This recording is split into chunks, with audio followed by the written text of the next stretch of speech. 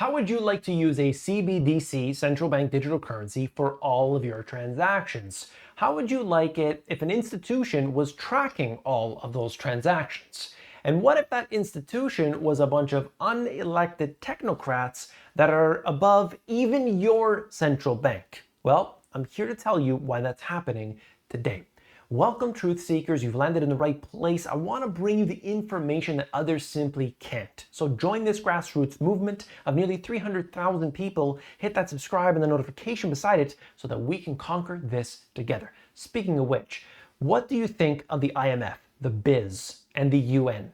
Well, I'm about to show you how they have been working with central bank digital currencies to implement them as fast as they possibly can.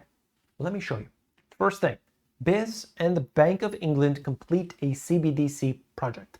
So look at it around the world. There are different phases to these CBDCs. Some are doing testing, some are in beta trials, some have gone back, nah, it didn't work.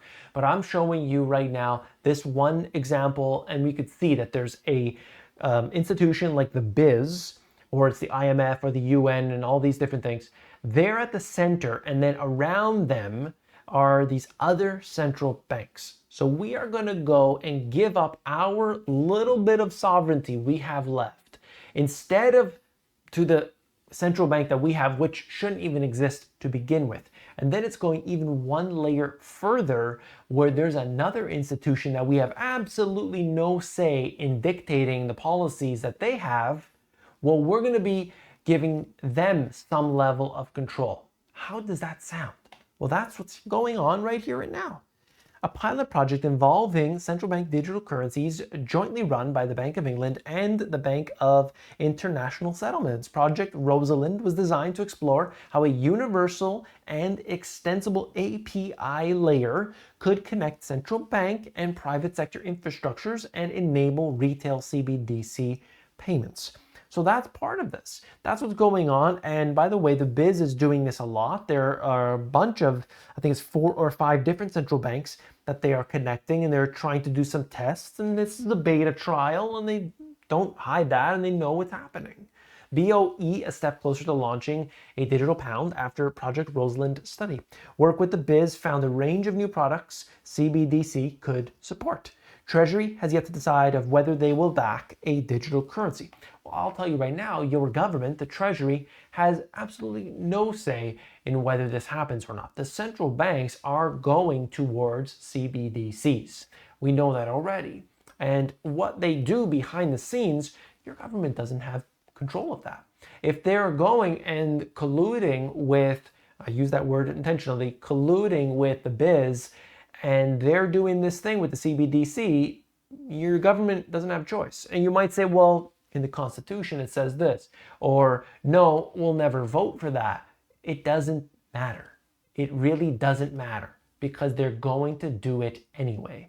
They're going to be different places where it's probably restricted at first. Oh, but you're in Florida. They're going to ban CBDCs. All right, sounds good.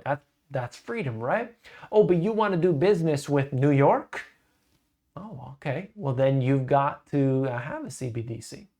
Or the government institutes some sort of policy you're transacting on a federal level or international level. Oh, you got to use a CBDC. That is the only way that you can get your money over here.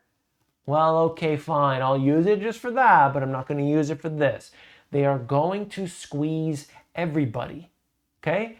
They do with the Hunger Games. They shut down the cities and the towns that exist, basically pack everybody into the mega cities. They make it super expensive. Everybody lives in these, shoe boxes, basically, and they're trying to get everybody to hurt. They're trying to get them to be at a point where they're struggling and suffering so that they need to reach out to the government. And the government's going to make them an offer. They can't refuse, okay? And they're going to say, you know what? We've got this UBI, Universal Basic Income, and it's right here and available for you. You just got to sign up to the CBDC, and they'll tap their phone and they get their, no problem, they get their $500 a month, their $1,000 a month, whatever the case is. That's what's going to happen. Okay. Samsung and Bank of Korea to launch a new digital CBDC. And there are many different companies. There are all this. Why? They have technology, they have programmers, they have these things.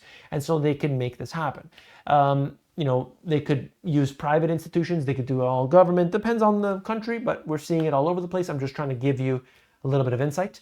Chinese city to pay government staff in CBDC. This is a place where there's 1 million people in the population. And so it's not a small place, okay?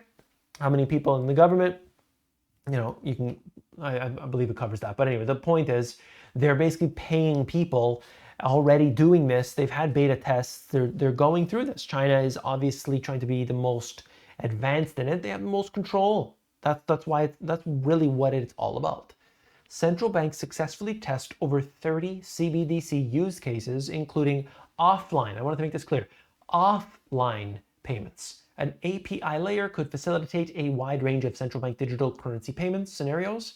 A Bank for International Settlements and Bank of England experiment has shown that's part of that, just bringing it around to show you that there are different things that they're trying to achieve using the CBDC as kind of the central point of it all.